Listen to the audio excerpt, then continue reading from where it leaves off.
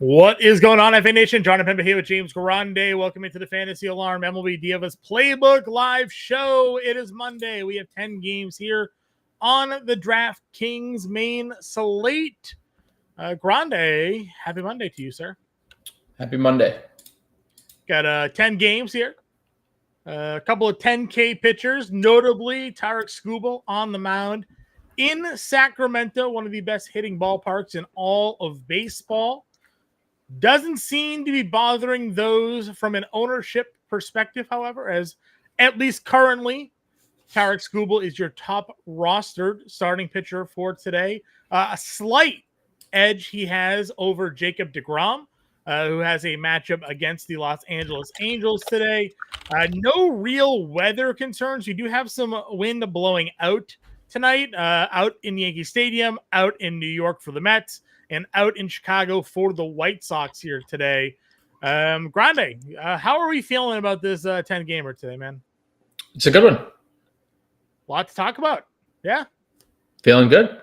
Feeling good. I'm feeling good. I hope you guys are all feeling good out there. And we do appreciate that support each and every day for all of you guys tuning in with us. I know football season's getting close, so maybe some of your attention has been diverted. Maybe you have some fantasy football drafts and whatnot going on, but we do appreciate you all tuning in with us each and every day here on the Fantasy Alarm MLB DFS show. So let's get into it. Tarik Skubal, Brandon Woodruff are your top two. As I mentioned, Skubal's getting over 30%. Woodruff hanging down there in the 15% range. Are you someone looking to take the leverage tonight, or are you not afraid of the Sacramento ballpark because it's Tarik Skubal? What does it really be worried about? Yeah, I'm not taking the leverage. I'm just playing Skubal. If we're just talking about the top two, no real issues. Okay. I mean, obviously the matchup against the A's here, 10-7 for him. If it's not the top two, then do you have a favorite of the 9K group? We have Christopher Sanchez, Joe Ryan, Jacob deGrom, Hunter Green here, 97 down to 9K. Yeah, I mean, I am definitely not with the field on the deGrom side. Not that I don't think deGrom can have a ceiling performance against the Angels. Of course he can. The Angels strike out more than anyone else against right-handed pitching. But, anytime we're talking about an injury-prone pitcher that is dealing with any type of fatigue, that's a little scary. And I know there's been bullpen in between, and he's fine. Doesn't make me feel any better until we see him pitch a full game. I know he's starting. I know they say he's good. But again, he hasn't thrown this many innings since 2019. And he's not like in his early 30s. Like, he broke out late 20s. This wasn't like a young 20-year-old pitcher that was like burst onto the scene. No, he was a position player turned pitcher. And now we're talking about like mid to late 30s. 140 innings is the most innings he's thrown in 6 years. So I'm not there coming off shoulder fatigue. So, I know people will go there. It's popular. I would probably, if I'm picking between anyone in this tier, it's the safety of Christopher Sanchez is probably the direction I'd go. The Mets have not had a great season against left-handed pitching. They are super middle of the pack. They've been a little bit better since the All-Star break. It's mainly due to the power.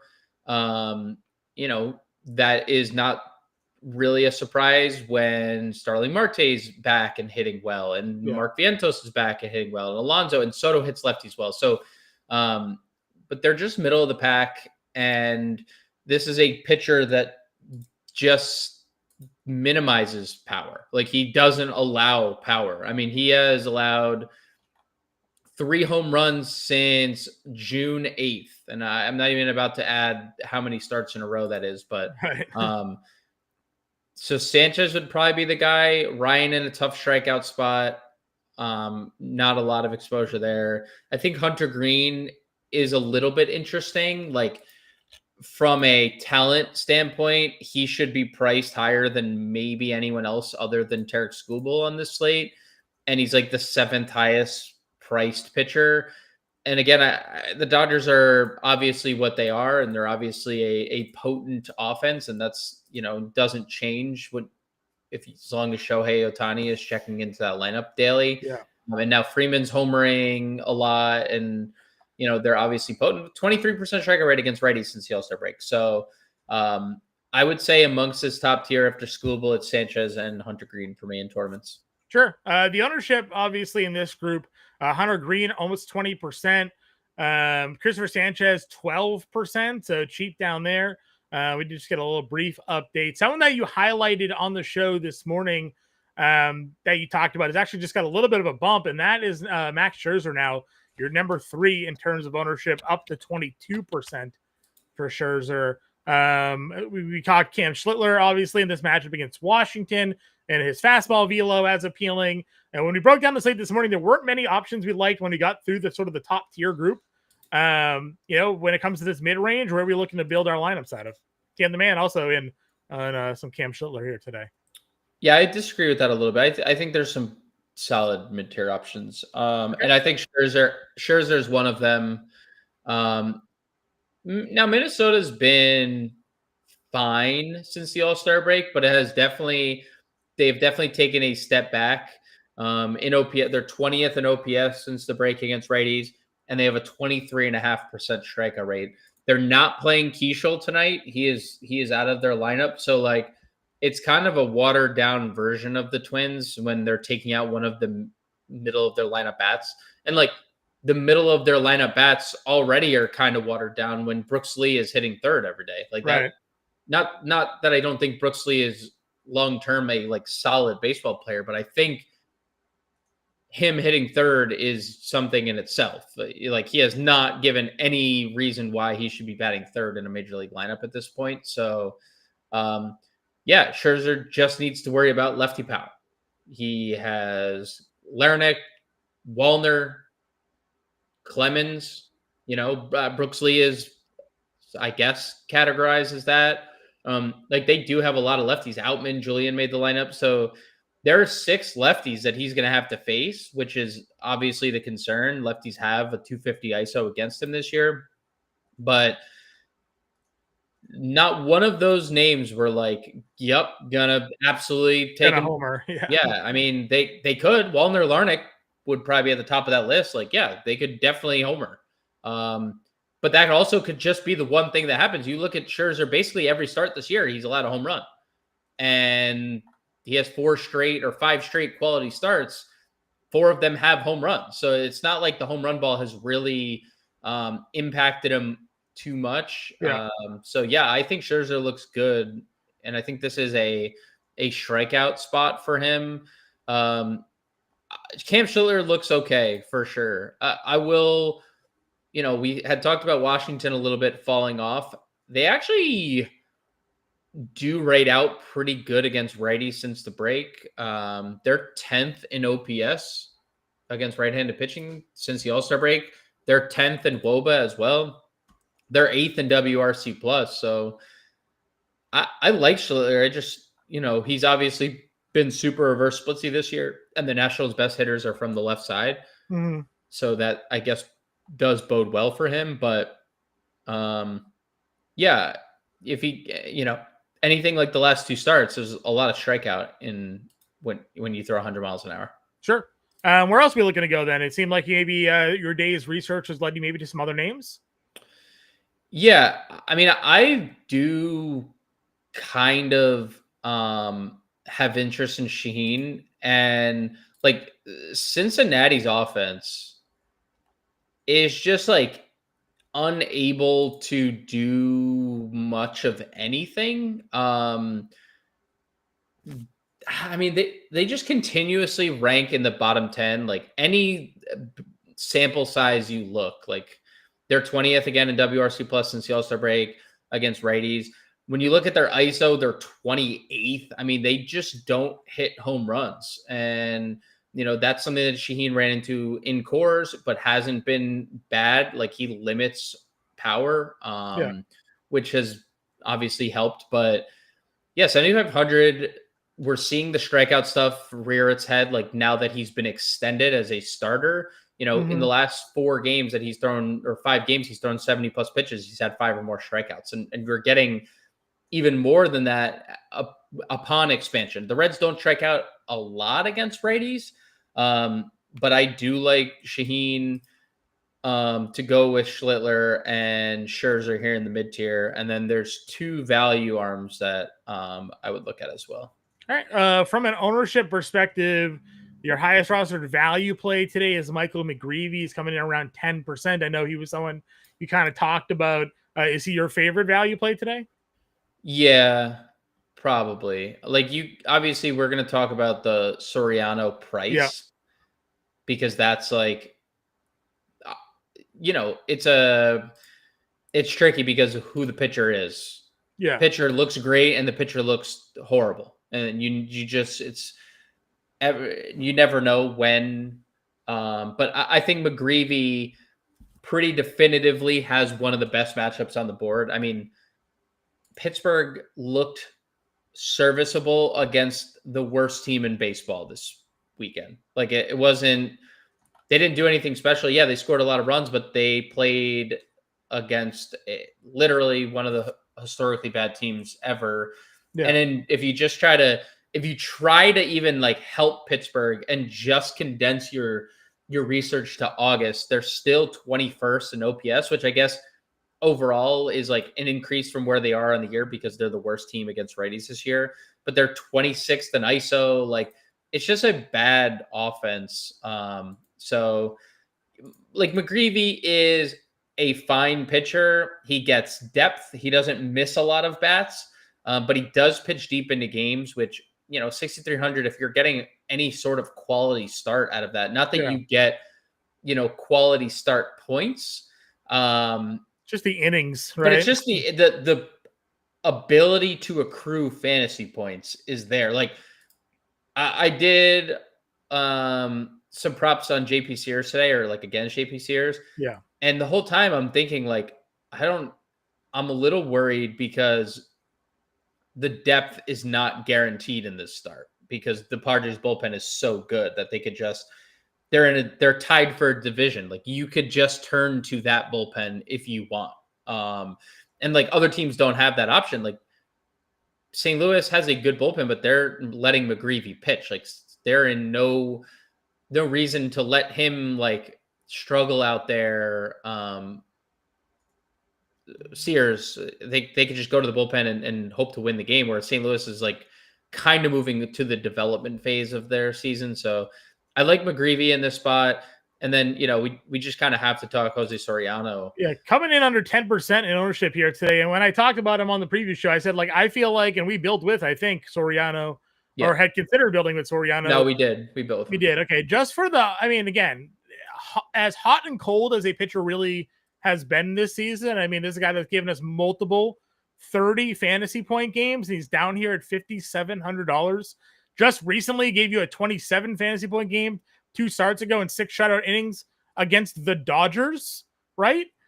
I mean, this price to me just doesn't seem like it makes much sense. They dropped him $1,000 because of a start in Sacramento, which he threw 102 pitches and gave you 5 2/3 there as well. If he just didn't give up the 3 homers, a guy that doesn't generally give up home runs, we'd be looking at a way better performance. So for me, I'm kind of just going back all in.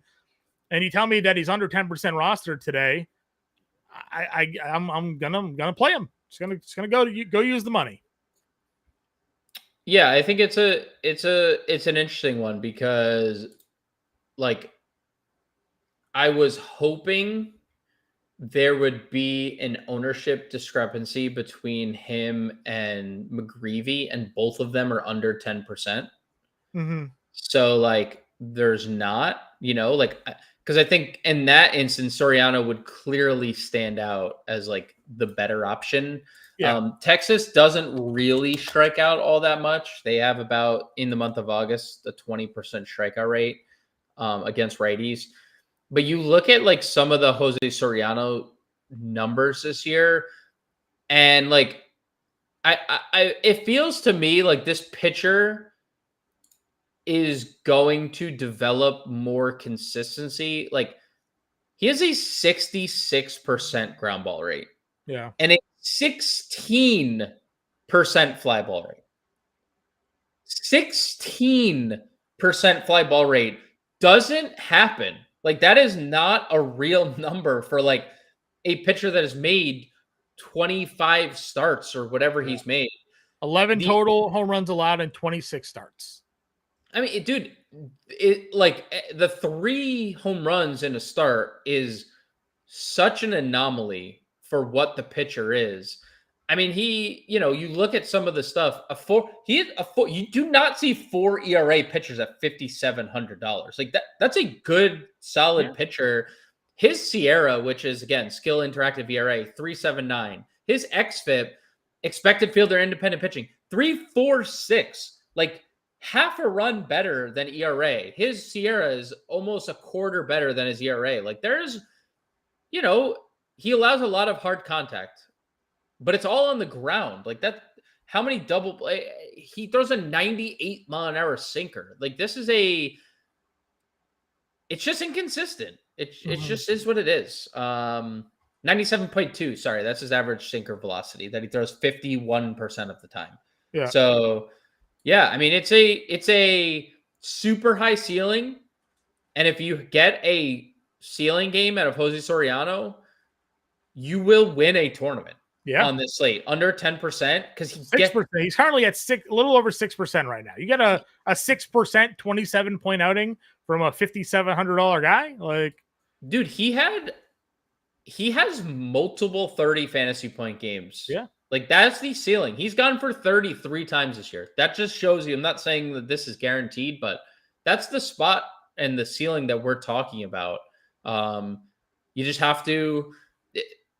I think people are obviously, they're jamming Jacob deGrom in. He's now overthrown Tarek Skubal as the highest rostered pitcher of the day. Okay. So you're just going to get depressed ownership on Soriano because nobody's going to play the 2 pitchers in the same game. Yeah. So, and I get the deGrom one. I guess like when you look at ownership as a whole, because everyone's playing the Yankees today. So like from that standpoint, I understand it. Like you're trying to save money on Skubal, so you go down to deGrom. Right. You could also just play Skubal and go down to Soriano and save money that way. Yeah. I mean, like what you're playing deGrom. If you do deGrom Scherzer, you're looking at $17,000. If you play Skubal and Soriano, you're at $16,000. So like, you can play the top guy and play the cheap guy and have more salary to build your Yankees with if you believe in Soriano. Otherwise, you're going Scherzer because you feel there's a better floor there, and you're going deGrom for the floor play. So that's a look at pitching here for today. Catcher. Again, up at the top, we obviously have some big boppers here. From an ownership perspective, Ben Rice is your highest rostered catcher today. Does have the dual position eligibility. Is also hitting second. With Brad Lord on the mound, $4,400 for him. Salvi, Perez, and Cal Raleigh round out your top 3. Yeah, Cal is in a great spot, obviously.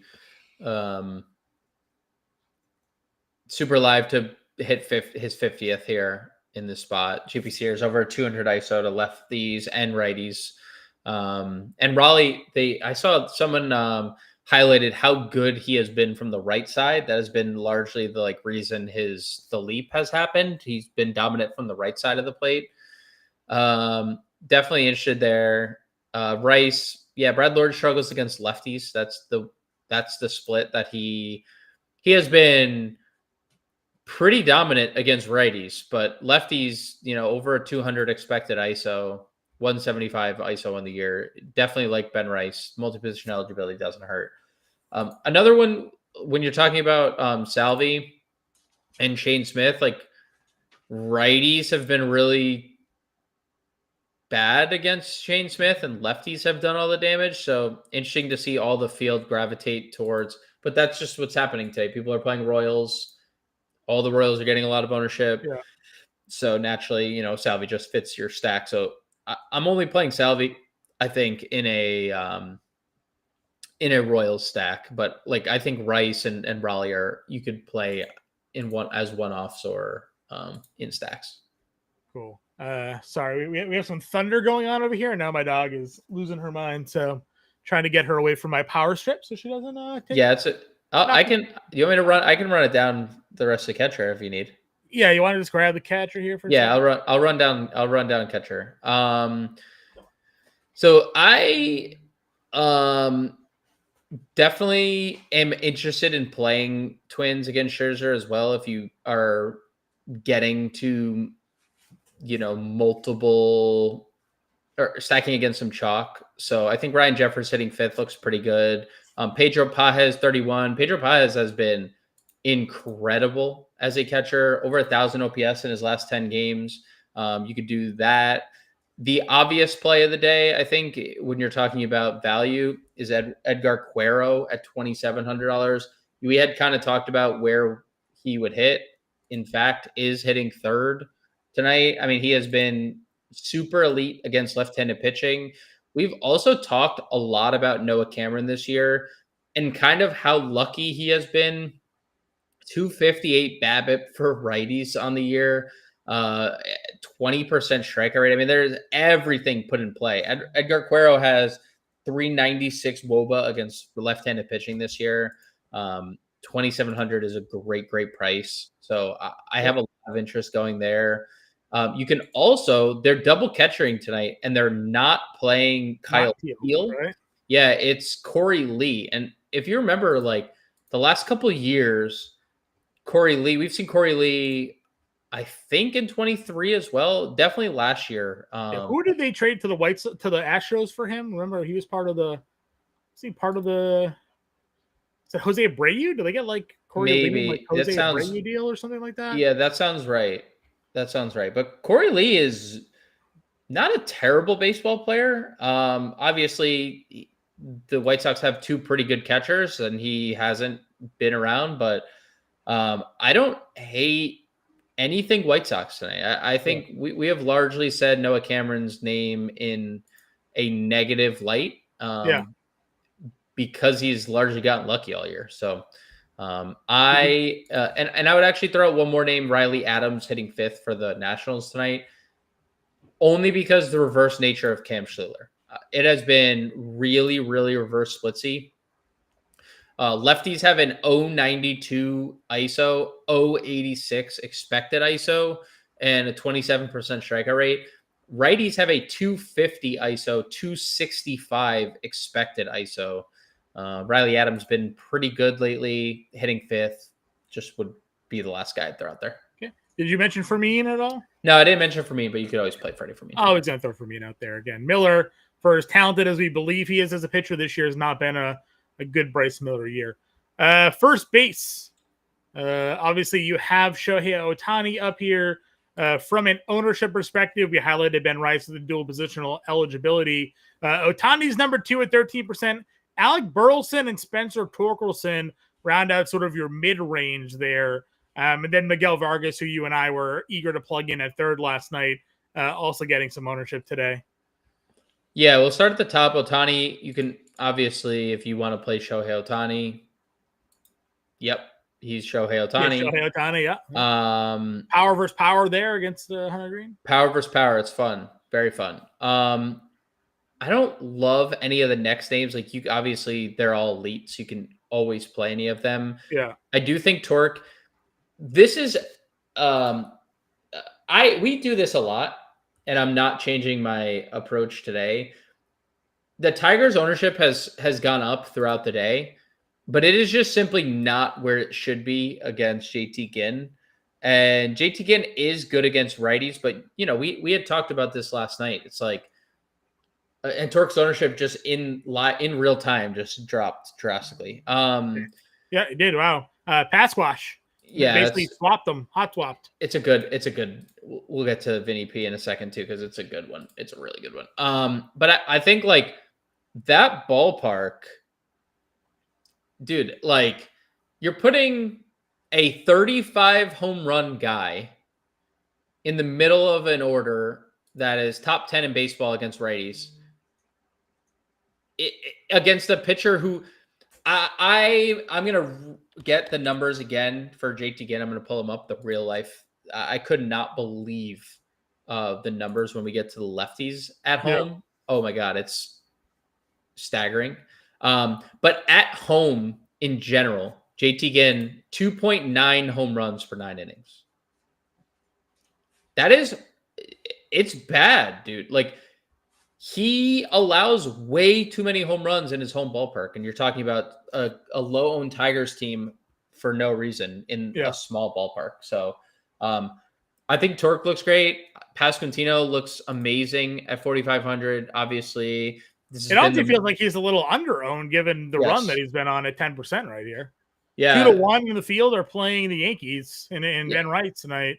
And Pasquantino's been the better player. I mean, he's been just flat out like one of the best players in the game over the last, month. The month of Vinny P, 10 home runs in August. He has 27 RBIs in August, which he has more RBIs in days in the month. I feel like that's like, that's when and Shane Smith has struggled against lefties. Yeah, it all lines up for him. 4,500 looks great. Rice does look good because the Yankees just hit home runs and they beat up on bad teams. So, like, wouldn't be surprising. Yeah. I don't hate Burleson. Oviedo hasn't had a lot of time this year at the major league level, like none, like 100 pitches or so. Yeah. He was good at the minors, though. The numbers kind of looked okay. Yeah, didn't pitch in the major leagues last year. Really struggled against lefties in 2023. So like we have that's like basically the sample that we have. So I'm okay with it, but I think 4,300 feels a little too priced when he's like so close to Rice and Vinny Paz. And then same ownership as Pasquantino. I'd rather just play Pasquantino. I feel yes. And we mentioned obviously Vargas. You can play him at third base as well.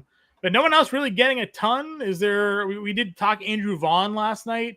It's this matchup against Erod. I know that the Brewers' offense cooled a little bit in that last series, but we've gone down the Eduardo Rodriguez well many times this year, and generally it's come out better for the offenses against him. Yeah, hitting fourth, no issues whatsoever. Brewers look pretty good. It's an interesting lineup, but it's a good lineup at that. So hitting fourth, I'd like it. Anything else? Vargas, obviously. You could play Cody Clemens in this split. You could play Rowdy as well in this split. He homered yesterday. You could play Curtis Mead. Shout out Curtis Mead, 2,500, another White Sox that hits lefties well. Okay. Going on over then to the second base position here. Jose Caballero. Actually, I lied. I had to scroll up here. Ronnie Simon. He's leading off. Yeah, he's leading off. It's a bad position. We talked about this last night. It's a crap position. $2,100 Ronnie Simon. So your play. I think he was like a Rays prospect for a little bit. I thought he was a Marlin. The Marlin. You might be right. He had the Marlins hat on, but I feel like he was a Rays prospect. Chase Meadroth and then Jazz Chisholm. So you have two value plays. And then spending up for Jazz tonight as your ownership. Yeah, I mean, the Simon one, makes a lot of sense because he's free. You don't often get leadoff $2,100 players. It's fine. He's been in a billion organizations, by the way. Started with the Cubs, then the Diamondbacks, and then the Rays, then Pittsburgh, then Miami. So. And then back to Pittsburgh? Then back to Pittsburgh, yeah. Our 2025 was all. Hold on. Blends together. Yeah. At some point was with Miami, and then traded to Pittsburgh this year. So okay.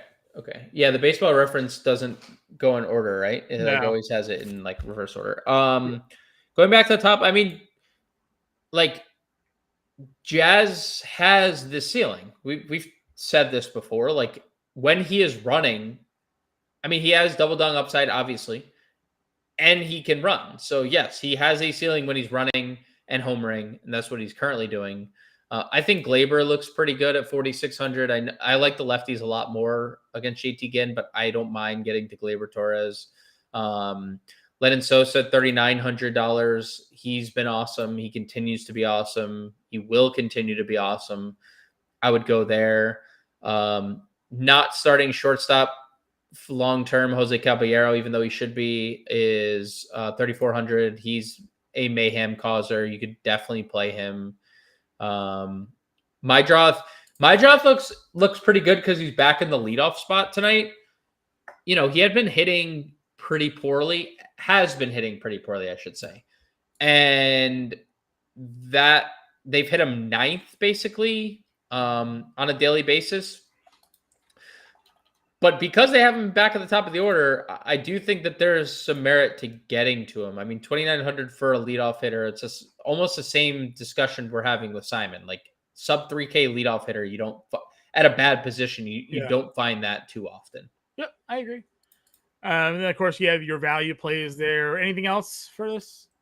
I mean, I just saw Anthony, not Hunt, but Anthony. I think his last name is Troll. But Massey 2K? Yeah, I don't think I do this because he was a terrible baseball player before his injury. We go through stretches with Michael Massey, but I want to see him actually get hot first than an initial run out. But Davis Martin or Shane Smith rather not great. So I mean, you could. I'm not disagreeing, but like, why if you play needed that? I guess right. If you needed the money, yeah, but you have a leadoff $2,100 hitter. Yeah, I guess it depends. I mean, we like McGreevy. If you think Simon's not going to have any success, Massey better success for Smith. I mean, matchup base matters too a little bit. Michael Simon is absolutely guaranteed more at bats. Sure, that's on the road leading off. All things same. If the Royals go nutty, obviously you might get more. Yes, all things, but like just baseline. Yeah, mathematically, the leadoff hitter will get another. They don't like. There's no difference in eligibility either. Like everything's like literally the same thing. I would still go Monasterio too at $2,800. Yeah, he actually has a. I was looking at it earlier. It's a really small sample. It's like 50. Let's see, 50 at bats or 50 plate appearances. He has a 257 ISO against lefties this year. Yeah. He's hitting ninth again. They're starting him at shortstop, but 257 ISO again, 40 plate appearances. So like not a big sample, but that's a big number, dude. Your run hasn't been great. Third base, Machado, Cole Keith is listed. He's not officially in the lineup yet though, I guess. So yeah, he was out. He was scratched with an illness. Yeah. Detroit lineup has not come out yet, so we don't. Again, on the morning show, we just plugged the $3,200 Miguel Vargas and moved on. I still feel like that's probably the direction I would take it, but where are you feeling here? I like Eugenio. I like Eugenio 47 if I'm spending up. I don't mind Machado. I like Eugenio a little bit more for power. I like Zach McKinstry quite a bit, 4,300. You could play him at short or third, so it just depends on what you want to slot in. I would play Paul DeJong. I think this is a good Paul DeJong spot. I know Paul DeJong has been better against lefties. Usually it's the lefty matchup that we play Paul DeJong with. It's just the reverse splits nature of this one. For Schlittler, like we're putting a power bat in Paul DeJong because it's really what he's providing offensively, just power. Because of that fact, he could homer here, and it wouldn't surprise me. I would absolutely play Colt Keith. Dream spot for lefties against JT Ginn. Can I read you the JT Ginn home lefty splits? Sure. So obviously that's cherry picking, and it's a super small sample. Obviously, home against lefties this year, he is allowed 7.3 home runs per 9 innings. It's quite a few. He has only faced, or I shouldn't even say faced, because obviously he has not been able to get them out. He has faced 55 batters, 55 lefties at home, and 7 home runs have been hit. Oh. It's a 953 Tigers lefties in our preview show lineups, though. I have 5 in my lineup that I've already built, including Cole Keith. So Keith, I love Cole Keith if he plays. Durbin at 35 looks good against a lefty. Vargas, you can plug him at third. You can also plug him at first. And I think it just depends on what you want to do. Like for me, because I like Detroit so much, I actually use Vargas at first because Detroit has 2 lefty third basemen that I prefer. Obviously, it's all preference. You could play Vientos and just ride the hot hand. It is what it is kind of thing. Like, I think to Anthony's point about Christopher Sanchez, like that dude is nasty. Now, I don't think he's better than Skubal on the slate, but I get it. I get why someone would be like, hey, that guy's been as good as any other pitcher in baseball. And be like, yeah, he has. So I don't think he's better than Skubal, but it is a good spot. But Vientos obviously has power. Sure. Anything else here at third? No. All righty. Shortstop we go. Ownership at your shortstop position today is Bobby Witt. Again, we've kind of gone back and forth in this throughout the year, but he is back on one of those heaters. Highest roster play, over 15% today. That's value, guys. That kind of filling out the roster. So, are you spending up for Bobby Witt today? You can. I mean, Smith has been good against righties, but we've seen Bobby Witt just needs to reach first, and then there's double stolen base upside. So, I'd be okay with Witt in a stack. Same thing with Turner. I think Turner looks fine. Same thing with Abrams. I think he looks fine. Probably not getting to Ellie. There just hasn't been a ceiling. He's not even running. There's no home runs. There's no running. I don't understand what's happening with Ellie. And then like you can always play Lindor. Maybe not the spot to do so, but you can always play him. So I would say Witt, Turner, Abrams, probably the 3 for me up top. Okay. No one's really playing too much of the mid-tier. Mookie Betts is getting a little bit of love. We did talk about liking the price tag on Seager if you weren't going Soriano here. You could play McKinstry, talking about the lefties versus skin splits. And then it's kind of the value range, right? It's Medrath, it's Brooks Lee, Xander Bogart's getting some ownership love here, Mason Wynn. So are you finding yourself gravitating towards any of those plays? Yeah, McKinstry. Yeah, obviously the numbers are hard to ignore there, right? So you can play Monasterio here as well. That's probably it for a shortstop, right? Yeah, Brooksley, Medrath, Monasterio right there. Okay. Outfield. Ronnie Simon with his dual positional eligibility is your highest rostered outfielder today. Go figure that one. Trent Grisham, Aaron Judge, as you mentioned, people playing Yankees. Grisham, Judge, and Bellinger round out 3 of the top 6 tonight. Is it just gonna be another repeat of last night with New York? They just hit a bunch of homers. It is or it isn't. I don't know how they either hit a lot or they don't. So if they don't score. If they do, if you don't play them, you lose. So you're building one lineup today. Are you playing Yankees or are you playing a different stack? I have already told you who I'm playing. Well, I know, but for the audience, I would say, if you are not playing Yankees, have conviction in another stack. Okay. Because I'll phrase it like this: nobody has as much upside in the home run category as the Yankees on a night-to-night basis. Sure. Period. They have the most home runs in baseball. That's all they do. They just hit home runs. And I guess like with Caballero, there's the added stolen base element too that like him and Jazz specifically provide. Yeah. But have conviction, full stack something else. Like I'm full stacking Tigers tonight. Full stack.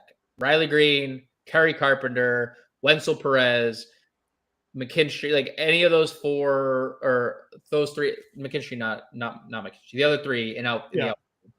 Like have full conviction in a stack that you're against the Yankees because you need someone to match potentially the Yankees. So, and obviously in a small ballpark against a guy allowing a lot of home runs, I think that can happen.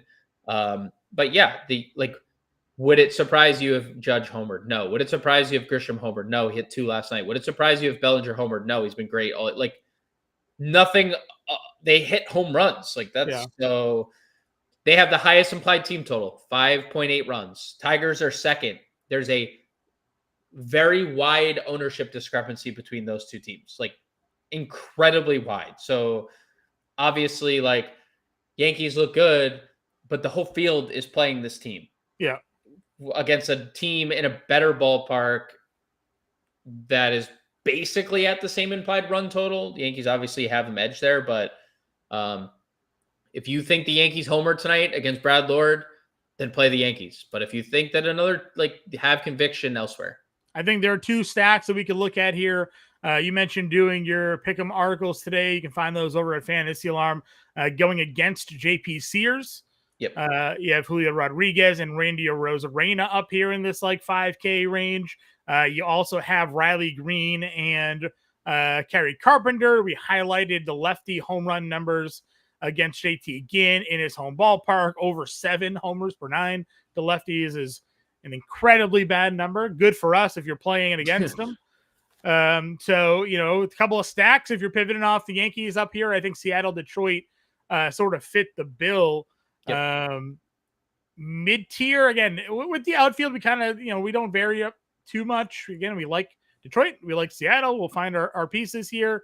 Anything else in this mid-range that stands out to you? Yeah, I think Varsho is a big home run candidate if you're playing one-off there. If you are targeting McGreevy, Brian Reynolds has obviously been better, and McGreevy struggles against the lefties specifically. Like Wenzel at 43 quite a bit. Love Luis Robert at 4,200 against Noah Cameron. Luis Robert has sick numbers against left-handed pitching. Newt Bar leading off has had a pretty good month of August, hitting over 300 for the month, leading off again without Brendan Donovan. So I think Newt Bar looks okay. And then obviously the Yankees are here. Shout out Ramon Laureano. If you want to play San Diego and you don't have Ramon Laureano, you're doing something wrong because that guy has been. Yep. Do we have Brewers lineup? You said we do, right? We do, Perkins, yes. Perkins in there? Yes, Collins he's hitting 8th, 7th. They're hitting 7th and 8th. I don't know what the order is, but I think it's Collins, Perkins, 7, 8. Yeah. But they are hitting 7, 8 right in front of us. Both of them versus lefty Nerod. You have Grisham, who homered yesterday, $4,100. Homered twice yesterday at $4,100. Leading off there. Let's see. Victor Robles. Victor Robles at 37. Swinging bats, not throwing them right now. So positive. Swinging bats, not throwing them is crazy. Yeah, step in the right direction for him there. Let's see. Wallner's a lefty. You mentioned Scherzer, obviously. Yep. Cruz. I mean, the reverse splits for Cruz, Schlittler would put me on Cruz. Okay. Wallner, Cruz, Caballero, Larnick, all here. Gavin Cheats is 33. You mentioned Frazier as someone. He's hitting 6 tonight. Adam Frazier. Yeah, he's been good. Yeah, he's been good. He's been good in the month. Michael Taylor's hitting 7th. All that guy does is hit lefties. One of the reasons he's still in baseball. Yep. Anything else for value plays? Yeah, like Church and Jock are like in play. But at the end of the day, if you're sitting in this range and you don't have Simon plugged in second base, like you're probably just playing the $2,100. Yeah, I mean, probably. Yeah, I agree. All righty. I'm just gonna do what we did last night for the pitching wise. I'm going Soriano and I'm going Skubal here. I have no objection whatsoever.